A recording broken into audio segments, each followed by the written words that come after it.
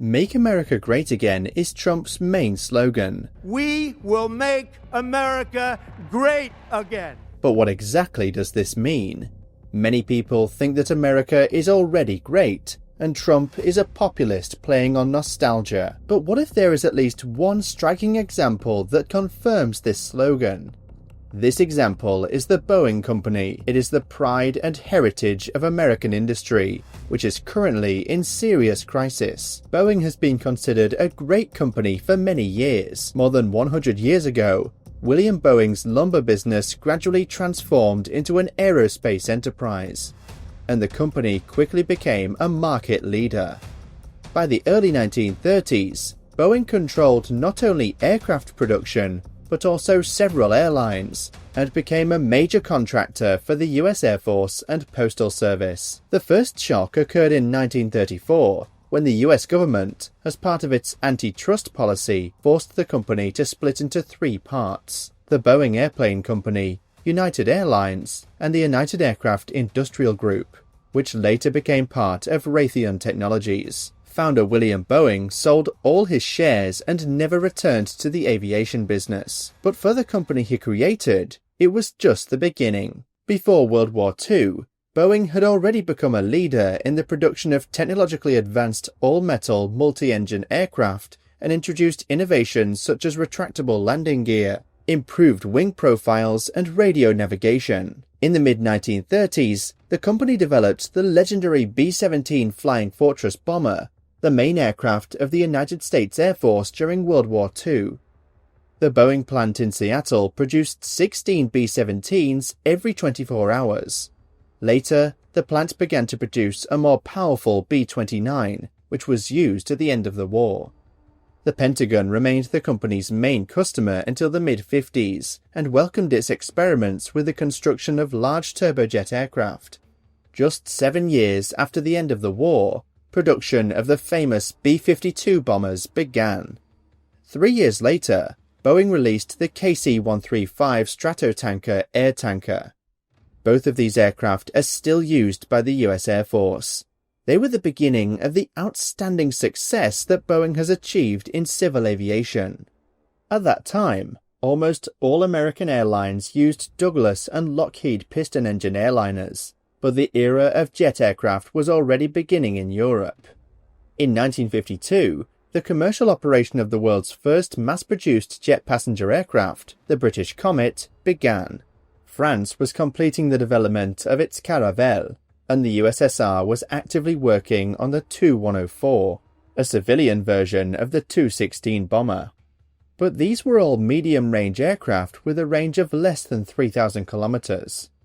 To stand out from the competition, Boeing decided to develop a turbojet airliner capable of flying 7,000 kilometers or more, like its military aircraft. This is how the Boeing 707 appeared, effectively dividing the era of air travel into before and after. Pan American was the first to buy Boeing 707s and began using them for transatlantic flights. The plane captivated passengers and pilots. Now the flight from New York to London took only 6.5 hours without intermediate landings. Boeing began to receive orders from airlines all over the world except the USSR. Competitors began to design long-haul aircraft, but Boeing was significantly ahead of them. In 1964, the company released a 3-engine Boeing 727, and 4 years later, a twin-engine Boeing 737. The 737 was so successful that it became the best-selling commercial aircraft in the world by the end of the 20th century. But Boeing wanted more. The company has made a big bet on the launch of the first 747 wide-body jetliner. Its development program turned out to be so expensive that Boeing almost went bankrupt. But when this 400-seat giant entered service in 1970, it made the American company a world leader in the civil aircraft industry. The legendary humpback 747 quickly became a hit. With its help, airlines were able to dramatically increase the volume of traffic by reducing ticket prices. The early 70s marked the peak of global dominance for Boeing. The company remained a major Pentagon contractor and actively participated in the US space program. Only one company, the the American McDonnell Douglas could compete with Boeing in the global civil airliner market. But nothing lasts forever. The oil crisis of 1973 forced air carriers to think about saving fuel. The numbers of orders for 707s with 4 engines decreased sharply, but despite the high fuel consumption, there was no alternative to the 747. The young Airbus company emerged from French, German, Spanish, and British aircraft manufacturing enterprises, each of which individually could no longer compete with Boeing. In 1974, Air France began operating the A300, the debut model from Airbus, which was also the first wide-body aircraft with only 2 engines. Airbus was also the first to actively use electronics in steering and engine control mechanisms, and lighter composite materials. All this made it possible to simplify the work of pilots and reduce the weight of the airframe. Created on the basis of these technologies in the early 80s, the A320 narrow-body aircraft became a serious bid for success. Nevertheless, Boeing was still the global market leader. The early 90s were a difficult period for the entire global aviation industry. Airlines have been lowering ticket prices. The first major low-cost airlines competed with giants like Pan American or TWA. The revenue of air carriers had fallen, and as a result, there were fewer orders for new aircraft. The situation had become difficult for aircraft manufacturers, as global defense spending had declined sharply since the end of the Cold War. Many companies could not survive this time and either went bankrupt or were absorbed. In 1997, Boeing merged with its main American competitor, the aerospace company McDonnell Douglas. This increased Boeing's share in the global commercial airliner market to 60%, but this victory turned into a defeat. Legally, it was Boeing that was the buyer, but the new combined company was headed by former McDonnell Douglas managers. Their approach to business was very different from Boeing. Before the merger, Boeing was called the Company of Engineers. The main priority was product quality and safety, but the new management sought to maximize profits for shareholders. Wage cuts, conflicts with the union, and a large-scale campaign to outsource many production chains to low-cost contractors began. The money saved was not used to develop airplanes, but to raise the stock price by buying them back on the stock exchange. Airbus chose a different development path.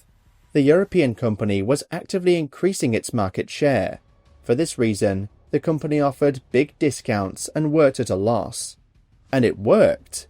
In 2003, for the first time, Airbus surpassed Boeing in terms of the number of aircraft delivered to customers. As a result, by the early 2000s, the global civil aircraft market had actually returned to its current state. The leaders were Boeing and Airbus, and everyone else was an outsider.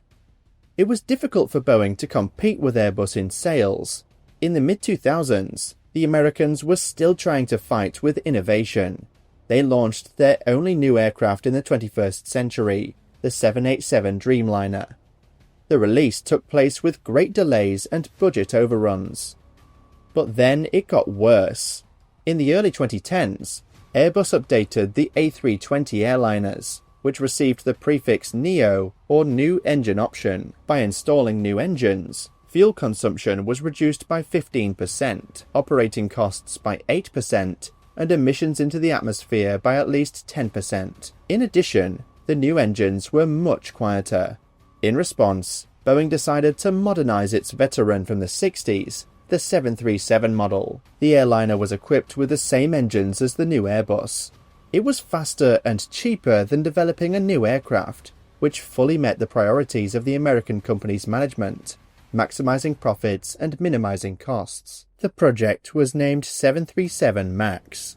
At first, the market was enthusiastic about the upgrade. Pilots who had flown on previous versions of the 737 did not need to be retrained, and the aircraft was slightly cheaper than its European counterpart. By the end of 2018, Boeing had received 5,200 orders for the 737 MAX from around the world. This figure was almost as high as the 6,500 orders for the A320PEO aircraft collected by Airbus. Everything seemed to be going well. Boeing could compete with Airbus at minimal cost. But this illusion was dispelled on the 28th of November 2018, which is the exact date of the beginning of the biggest crisis in the history of Boeing. On this day, Indonesia's new Boeing 737 MAX 8 Lion Air crashed into the Java Sea 11 minutes after takeoff at Jakarta Airport 15 kilometers offshore.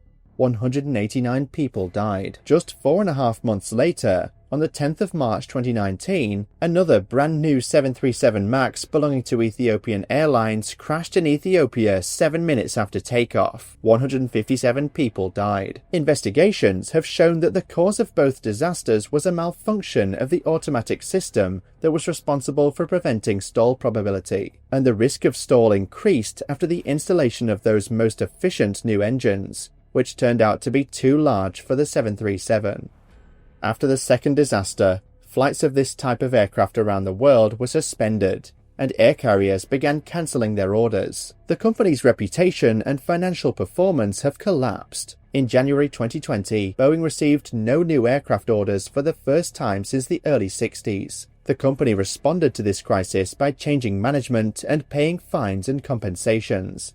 But the previous philosophy, cost above all, remained unchanged. After the end of the pandemic, which shut down aviation for more than a year, it seemed that the situation for Boeing had improved. Sales and production of the 737 MAX have resumed, and the company has certified a new model, the more spacious MAX 9. Boeing pledged to fix the safety issues, and the claims from the US authorities were dropped. This situation was interrupted on the 5th of January 2024.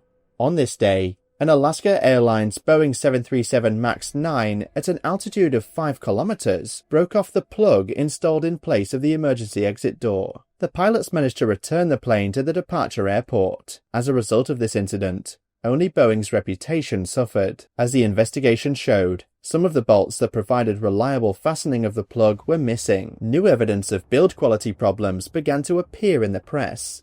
Legal proceedings began, where former employees of the company spoke about the extremely low production culture at the factories of Boeing and its contractors. 2 of these former employees died last spring under undetermined circumstances. The company again announced a change of management, agreed to pay new fines, increase spending on security programs, and attract independent observers. These decisions did not bring quick results. In the summer, it became known about the suspension of flight tests of 777X series airliners due to engine problems. Again, in the summer, the Boeing Starliner spacecraft, commissioned by NASA, delivered 2 people to the ISS, but could not bring them back. Due to technical difficulties, the Starliner was automatically returned to Earth empty, and astronauts Barry Wilmore and Sunita Williams were stuck in orbit for many months instead of a few days. In the fall, Boeing employees went on strike for the first time in the last 16 years. The company did not produce anything for 7 weeks until it agreed to an increase in salaries. As a result, Boeing ended 2024 with a loss of almost $12 billion, making it the company's 6th loss-making year in a row. While Boeing was drowning in losses and production chaos, Airbus gained an advantage. Since 2019, the Europeans have consistently been ahead of the American company, both in terms of production volume and the number of new orders. Airbus has a wider range of aircraft, with 12 different models. Boeing can still offer customers 6 types of passenger airliners, and 4 more are still awaiting regulatory approval. Airbus's better financial position means that it can invest more in innovation. In the 5 years since 2019, Airbus has invested about $13 billion in research and development in civil aviation, $5 billion more than Boeing. As a result, Airbus is now much closer to creating a fundamentally new family of passenger airliners, which are expected to appear by 2030, than Boeing. If successful, the Europeans will consolidate their leadership in the industry for a long time. But the stock market seems to have already chosen a winner in this race. Airbus shares have been steadily rising since the end of the pandemic, while Boeing shares have already fallen by 60% since their historic peak in February 2019. Boeing, of course, is trying. This January, the company delivered 45 aircraft to customers, the highest figure since the beginning of last year. However, this is not enough to win. The company needs to increase production volumes, not just supplies. The fact is that Boeing is now sending customers ready-made planes that have been on the ground for a long time due to the need to refine them after all the safety scandals. At the same time, Boeing is experiencing production problems. The company has disrupted a plan to produce new planes even for the US president. Boeing received this contract from Barack Obama and promised to transfer 2 new airliners based on the 747 model to the US Air Force in 2024. But now the earliest deadline has been postponed to 2027. Other clients are also putting pressure on the company. Boeing's slow production is reducing revenue and forcing airlines to cancel routes. Suppliers, especially small manufacturing companies, complain that due to the low number of orders from Boeing, their enterprises are at risk of going bankrupt. It took Boeing many decades to establish its reputation as one of the most reliable companies on the planet, and it took only 6 years to destroy it all. In just the last 6 years, Boeing has been officially found guilty of the deaths of 346 people in 2 plane crashes, lost tens of billions of dollars in damages, fines and compensation, and has been making headlines due to persistent safety concerns. Any other company would have gathered lawyers and started working on the sale of the business or bankruptcy. But Boeing is not any other company. Boeing's main customers are airlines that cannot suddenly switch to products from another supplier if they are not satisfied with something. Airbus is physically unable to fulfill twice as many orders, so the market needs Boeing. The United States also needs Boeing. Boeing is a classic example of a too-big-to-fail organization. Boeing is an important defense contractor, a major employer, and customer for hundreds of small companies in the aerospace industry. So how can the Boeing problem be solved? The most obvious thing is a change of leadership. This has already happened, and more than once, and the new guide is doing their best. But what if it won't work? Can Uncle Sam let a company like Boeing die? Very unlikely. As a last resort, Boeing can be nationalized. After all, the company already receives about 40% of its revenue from government contracts.